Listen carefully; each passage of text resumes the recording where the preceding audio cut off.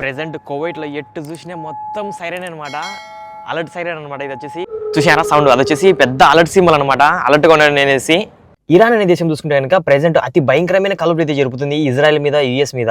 అసలు ఎందుకు జరుగుతుంది, ఈ యుద్ధం ఎందుకు స్టార్ట్ అయింది అనేసి మొత్తం అయితే క్లారిటీగా అయితే చెప్తాను నేను. మీరైతే వీడియో తప్పకుండా లైక్ అండ్ సబ్స్క్రైబ్ చేసుకోండి. వీడియోలోకి వెళ్ళే ముందు ప్రెజెంట్ చూసుకుంటే ఈ యుద్ధం ఇప్పుడు స్టార్ట్ అయింది కదనమాట. 2025 జూన్ లో అయితే స్టార్ట్ అయింది. అప్పట్లోనే 12 రోజులు యుద్ధం అయితే జరిగిందనమాట. ఇజ్రాయెల్ కి ఇరాన్ కి పెద్ద యుద్ధం అయితే జరిగింది అప్పట్లో యుద్ధానికి గల కారణం వచ్చేసి ఇరాన్ వచ్చేసి పెద్ద పెద్ద మిసైల్స్ అనమాట. అంటే న్యూక్లియర్ బాంబ్స్ లాంటి ఇలాంటివన్నీ పెద్ద పెద్దవి అనమాట. లైక్ అలాంటివి వరల్డ్ లో కూడా ఉండవు. అంత పెద్ద మిసైల్స్ అయితే తయారు చేస్తున్నారు అనమాట ఇరాన్ వాళ్ళు. సో వాళ్ళు అంత పెద్ద మిసైల్స్, అంత పెద్ద బాంబ్స్ తయారు చేయడం వల్ల ప్రపంచం మొత్తానికి చాలా ఇబ్బంది అవుతుంది అనేసి అప్పట్లోనే ఇజ్రాయెల్ అయితే వాళ్ళ మీద ఫైట్ అయితే చేసినది. సో అప్పట్లోనే వాళ్ళిద్దరికి 12 రోజులు వార్ అయితే జరిగింది చాలా గట్టిగా. దాని తర్వాత ఒక శాంతి ఒప్పందం వచ్చి యుద్ధం అయితే ఆగింది. అసలుకి మళ్ళీ ఈ యుద్ధం ఎందుకు స్టార్ట్ అయిందిరా అంటే ఇరాన్ వచ్చేసి అంతర్జాతీయంగా పరమాణు బాంబులను తయారీకి అర్హత పొందుతున్నట్టు అనుకొని ఇజ్రాయెల్ అండ్ యూఏ వచ్చేసి వాళ్ళ మీద యుద్ధం అయితే స్టార్ట్ చేసినారు. మళ్ళీ అసలు వీళ్ళు దేనికి వాళ్ళ మీద యుద్ధం చేసినారంటే వాళ్ళు తయారు చేస్తున్న బాంబులు ఉన్నాయి కదా, పెద్ద పెద్ద బాంబులు, న్యూక్లియర్ బాంబ్స్ లైక్ ఇలాంటివన్నీ పెద్ద పెద్ద మిసైల్స్, దాంట్లో తయారీని వీళ్ళు తగ్గిద్దామని.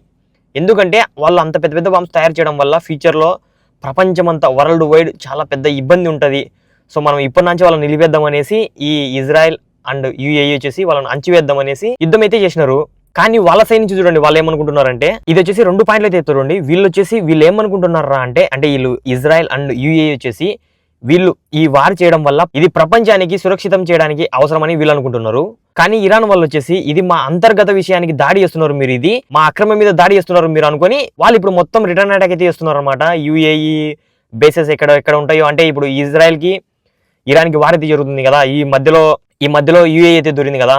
సో ఈ యూఏఈ వాళ్ళ బేసెస్ ఎక్కడ ఉంటాయో, అంటే వీళ్ళ నేవీ బేసెస్ ఇలాంటివన్నీ ఎక్కడ ఉంటాయో వీళ్ళు దాంట్లో మీద అటాక్ అయితే చేస్తున్నారు అనమాట. ప్రెసెంట్ అయితే మొత్తం ఇరాన్ వచ్చేసి 8 ప్లేస్లలో ఒకటే టైంలో అటాక్ అయితే చేసింది అనమాట.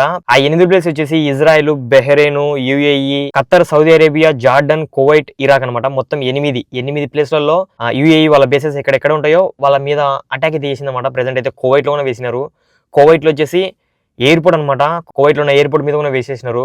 ప్రెసెంట్ అయితే కువైట్ నుండి ఇండియాకి ఎక్కడికి రాకపోకలు అయితే లేవు. మొత్తం అయితే కువైట్ నుంచి ఎక్కడికి లేవు అనమాట. కువైట్ లో ఎయిర్పోర్ట్ మొత్తం అయితే క్లోజ్ అయితే చేసేసినారు. ఇక్కడ మెయిన్ గా యుద్ధం జరుగుతున్న పాయింట్ వచ్చేసి ఇదే అనమాట, న్యూక్లియర్ బాంబ్స్ అనమాట. వాళ్ళు చేస్తున్న పెద్ద పెద్ద న్యూక్లియర్ బాంబ్స్ వల్ల ఫ్యూచర్ లో చాలా ఇబ్బంది ఉంటుంది అనేసి వీళ్ళు అంచివేద్దాం అనేసి ప్లానింగ్ తో ఇదైతే యుద్ధం అట్లా ఇట్లా మాటలకు చర్చలకు పోయి చాలా ఎక్కువ అయితే అయిపోయింది అనమాట. ప్రెసెంట్ అయితే ఇప్పుడు ఈ గల్ఫ్ కంట్రీస్ మొత్తానికి ఎఫెక్ట్ అవుతుంది దీనివల్ల చాలా క్రూడ్ ఆయిల్ రేటు ఎక్కువ పెరిగిపోతున్నాయి. ఇట్లా ఇరాన్ కి, ఇజ్రాయెల్ ఇలాంటి వల్ల ఎక్కువ ప్రైజెస్ కూడా పెరిగిపోతున్నాయి. సో అలా ఉంది పరిస్థితి.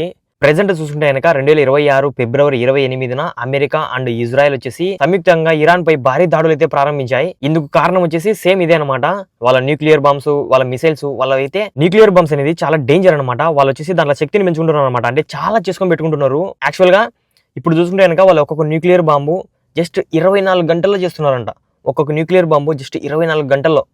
న్యూక్లియర్ బాంబు అనేది చాలా డేంజర్ అనమాట. దానివల్ల కిలోమీటర్లే మొత్తం పేలిపోతుంది.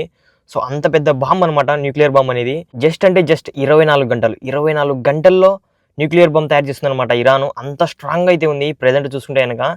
అంటే ఇరాన్ వాళ్ళు మిసైల్స్ లోపల వాడే యురేనియం అనే దాన్ని 60% ఎన్రిచ్ చేసి పెట్టుకున్నారు అనమాట. ఇంకా జస్ట్ మిగిలిపోయిన 40% కదా, 40% వీళ్ళు వచ్చేసి ఆ 24 hours లో కంప్లీట్ చేసి ఒక మిసైల్ అయితే తయారు చేస్తున్నారు.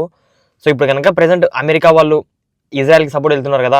అమెరికా అండ్ ఇజ్రాయెల్ వచ్చేసి ready to load and pack అంటే కనుక ఇరాన్ వచ్చేసి రెడీ టు బ్లాస్ట్ అన్నట్టు రెడీగా ఉందన్నమాట. జస్ట్ 24 hours లెఫ్ట్ అనేసి ఇరాన్ వాళ్ళు ఒక న్యూస్ గా వదిలేసినారు.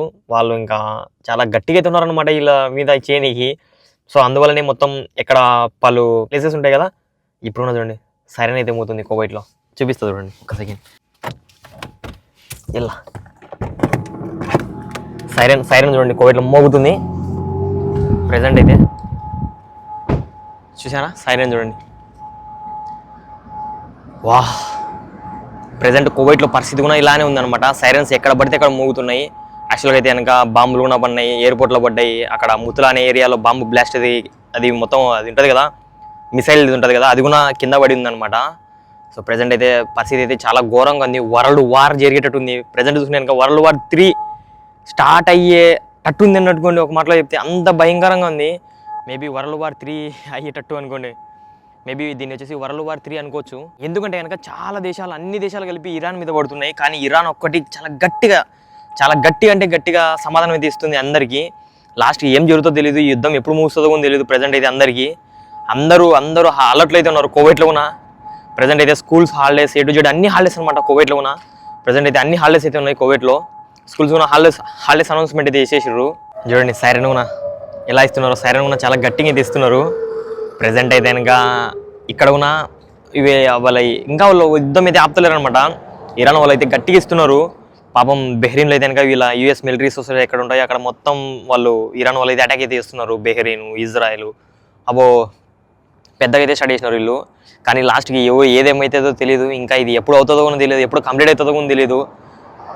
ప్రజెంట్ అయితే అందరూ వెయిట్ చేయాల్సిందే తప్పదు. ప్రజెంట్ అయితే కనుక కోవైట్లో ఉన్న జనాలు వీళ్ళందరూ ఏం భయపడాల్సిన అవసరం లేదు. మన గల్ఫ్ కంట్రీస్లో ఉన్న జనాలు అయితే కనుక మాక్సిమం వాళ్ళు అయితే కనుక ఇక్కడ గల్ఫ్ కంట్రీస్లో ఉన్న వాళ్ళకైతే పెద్దగా ఏం జరగదు అనుకుంటున్నాను నాకు తెలిసినంతలో, దేవుని దయ వల్ల. ఈ రోజు అయితే కనుక మీకు చెప్పడం మర్చిపోయినా, మేము మసీద్లో కూడా అనమాట లాస్ట్ నైట్ ఈషా నమాజ్ ఉంటుంది అనమాట, అది కూడా బంద్ అయితే చేసినారు, చేసుకోవద్దని చెప్పేసినారు గవర్నమెంట్ వాళ్ళు. సో అందువల్ల ఎక్కడ కోవిడ్లో ఉన్న ప్రతి ఒక్క మసీద్లో ఈషా నమాజ్ అయితే బంద్ అయితే చేసేసినారు అనమాట.